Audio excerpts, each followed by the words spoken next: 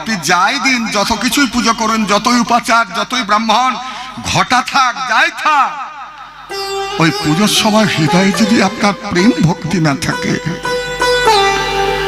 তাহলে কিন্তু ভগবান আপনার পূজা গ্রহণ করেন না। যাবৎ খোদাতি জঠরে জলঠা পিপাসা তাবৎ সুখায় ভবতু নৌনু ভক্ষ্যপে। আজকে বড় আনন্দ এখানে। এখন যেটা আস্বাদনের বিষয়বস্তু সেটা হচ্ছে ভগবানের একদম শেষ লীলা, যেখানে মিলন হয়েছে, রাধা কৃষ্ণের মিলন এবং বিরহ।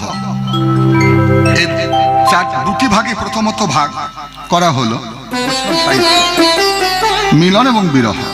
মিলনের চারটি ভাগ, বিরহের চারটি ভাগ। মিলনের চারটি ভাগ কি কি? সংক্ষিপ্ত, সংকীর্ণ, সম্পন্ন এবং সমৃদ্ধিমান। আর বিরহের চারটা ভাগ, প্রথমে পূর্বরাগ, মান, প্রেম, বৈচিত্র্য এবং প্রভাস।